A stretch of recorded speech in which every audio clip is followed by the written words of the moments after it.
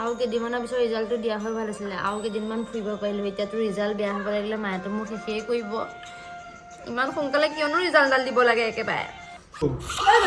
result দিছে না জলদি চা নাই দিয়া 10টা বাজিলেহে দিব আৰু 5 মিনিট আছে দিবলৈ পঢ়িবলৈ দিলে নপঢ়িবি হাগিবলৈ যাবি মুতিবলৈ যাবি লগতে ইয়া মোবাইলটো চাবি আৰু মোবাইল চোৱা বাহিৰে একো নাচাওঁ আৰু মোবাইল চা দিছে না চা জলদি চা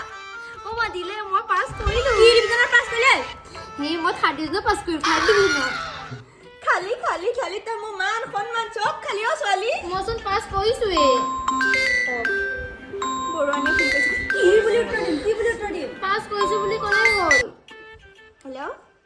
অঁ বৰুৱানী কোৱা অঁ পাছ কৰিলে 1 মাৰ্কৰ কাৰণে মানে 2nd ডিভিজন নাপালে বাকী দুখনত লেটাৰ ল'বলগীয়া আছিলে অঁ 2 মাৰ্ক কমিলে মানে তাতো অঁ হ'ব দিয়া অ' মা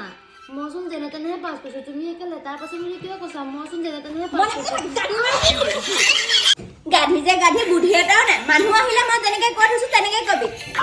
ইমান টেঙা কলা ছোৱালী নে তই মোৰ ছোৱালী হৈ এনেকুৱা হ'ব লাগে নে ইমান টেঙা মানুহ মই যেনেকে কৈছো তেনেকে মই এতিয়া যাওঁ কিবা এটা বনাওঁগে মোক বেঙাই কালা বুলি ক'ব আহে নিজে বা কি কথা এটা ভালকৈ ক'ব নাজানে 3rd ডিভিজন পালে হ'বলা মানুহে হ'ব লেটাৰ পাবলৈ পায় নেকি ইমান মিছা কথা কয় মানুহে তেওঁকে হাঁহিব कौन है ये लोग कहां से आते हैं